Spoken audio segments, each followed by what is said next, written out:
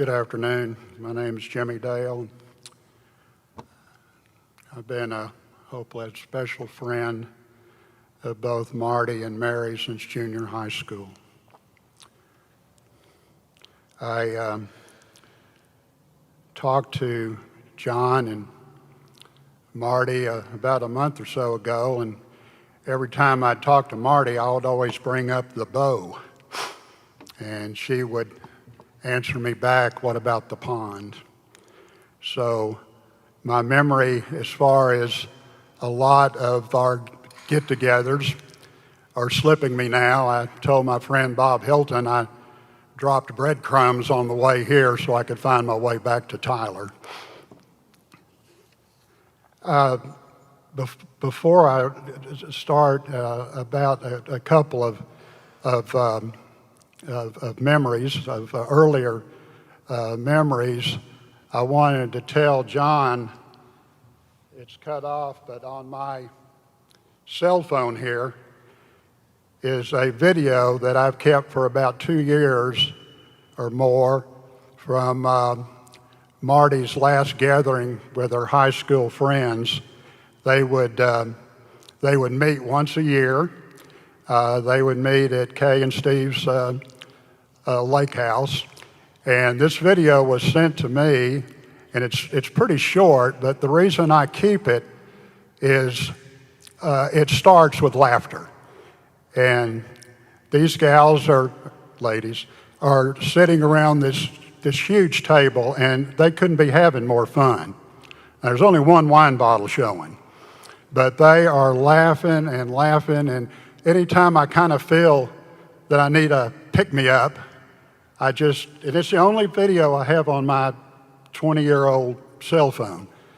And I listen to that, and through all the laughter, try as I might, I can't hear Marty laughing, but I can see her. And I finally figured out the reason I can't hear her is one of the gals kind of sounds like a horse. I mean, it sounds kind of like a donkey.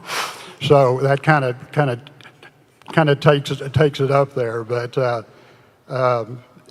it's something that I keep and cherish. But back in the old days at the grammar school in Dallas, they kept the 7th grade, and my family had packed up the wagon and moved north. And I was a Cary Colt. I was in junior high, and they had events. And one of the events was called a sock hop. And this is where everybody piled their shoes, took the shoes off. I'm not sure why, but anyway, I don't know if it maybe on one Friday a month would take their shoes off and put on some 45 records. This was right before classes. And then if you weren't too popular, you might find your shoes on top of the building later on. But a few months later, they had a real dance. And this dance had balloons, crepe paper, and you could wear your shoes. And when I got to the dance, I kept hearing the cute girl with the bow, the cute girl with the bow. And I just kept kind of looking around. They said, "Big bow, cute girl, big bow." And so when I went into the gymnasium, everything kind of blurred out, and across the room was this huge bow and this ponytail, and it was just bouncing. So I was curious. So I kind of go over there, and when you're small, everything's a lot bigger. And when I approached her, this bow to me had the wingspan of a Cessna. And then I saw the face in front of the bow. Hasn't changed. And I didn't know if she was approachable. I was kind of like Napoleon Dynamite. I was my awkward stage. And as soon as I opened my mouth to introduce myself, David McLeod and Pat Moore decided they'd have a fight. And with that, of course, everybody had to go out and see the fight. So I did not get to introduce myself. But anyway, the next year at Cary, there were two of them. Mary joined, and Marty was approachable, and we became good friends. And I don't remember much about Cary, but they built a new high school, and we left Scary Cary. And when we went over there, I was talking to Marty one day, and she said that they had a goldfish pond, and that intrigued me. And so I told her that I was a pondsman, whatever that is, but I thought that may add to my credibility. And so anyway, I don't know if I invited myself or what, but I ended up over at the Watts estate to look at this pond. And I think Mary and Marty had some time to talk with each other before I got there. But anyway, as I was telling them that I was pretty good at catching fish with my bare hands, I don't know if it was a nudge or what, but I ended up in the pond. And the laughter, of course, started then. And I was to show them how I could catch a fish with my hands and also look for Mary's State Fair turtle. Now, for those of you that don't know, back in the day at the State Fair, you could win or buy a baby duck, a baby chicken, a lizard, or a turtle. I had a lizard. The turtle was about that big. And so with all the splashing going on and the laughter, Dad came out, and I think I said my hello and goodbye over my shoulder.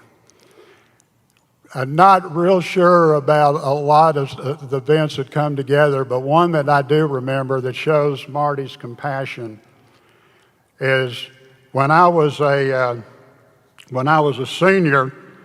We went on back to TJ, and then we ended up at Thomas Jefferson.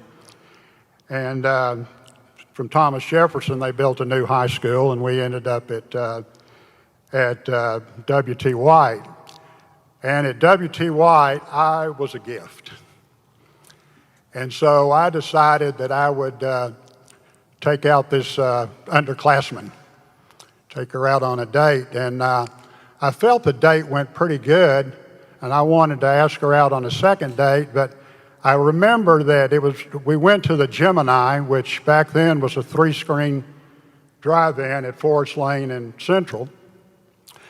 And my memory's not that good, but I kind of remember, in order to save money, I may have put her in the trunk of the car, and may have not been quite the gentleman that you see before me today. But in order to find out if I could have a second date, which I was relatively sure of, but I needed to know when she would be ready, I found Marty. Marty, of course, was approachable Marty. You could approach her with anything, talk to her. She wouldn't talk over you. She would tell you exactly how it was, so I needed her to go out and find this young lady and see when she would be ready to go on that second date. So a couple of days passed, and I saw Marty in the lunchroom, and it was clearing out, and I said, "Do you have some news for me?" And she says, "Yes, I do." So we sat down at the table, and she sat on one, I sat on the other, and she reaches, this shows her compassion. She reaches her hand out, and she puts my hand in hers, pats my hand, and she looks at me, and she said, "Jimmy, Jimmy, Jimmy, Jimmy.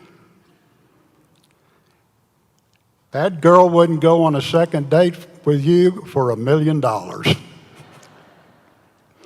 So that was kind of brought me back down.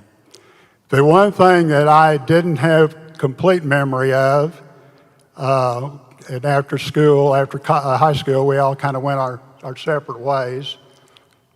But at our 30th reunion, Marty is going to bring John to our 30-year reunion.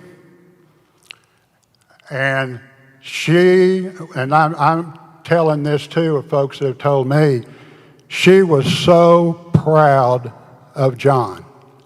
Not only that new suit you were wearing, but as soon as he got there, he was part of the grads. And the tradition at our reunions is when we end it, is the gator. Remember the gator, John? So, as an honor, we went up and we asked John if he would like to participate in doing the gator. And he said, "What's the gator?" And we kind of showed him. And he said, "Well, I need to check with," she said yes. And so as it started, the girl and Marty helped line the ladies up on one side in a row. Those of you don't know the gator. And the guys on the other, and they start doing their thing back and forth. And I'm using John as an example. He's across from Marty, and he's going back and forth. And now we kick into Gloria. Jill. And he's going back and forth, and Marty's screaming. And this is just absolute fun. And now you're coming down on your knees, right? In your new suit. Back and forth, and she's clapping back and forth, and then all of a sudden you're patting your hands on the floor, back and forth, back and forth. And then you're flat down on the floor, on your stomach, going back and forth, right? Doing the gator, and we are going wild. And I asked him, I wasn't sure, I said, were you able to come back up? He said, "I came back up and I went back down." And she was so proud.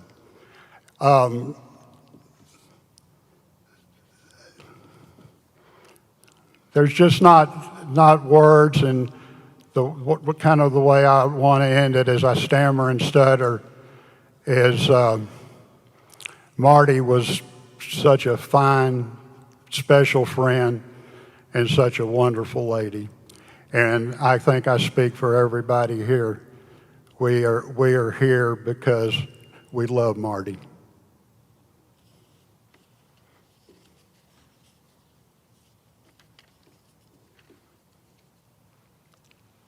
Thank you.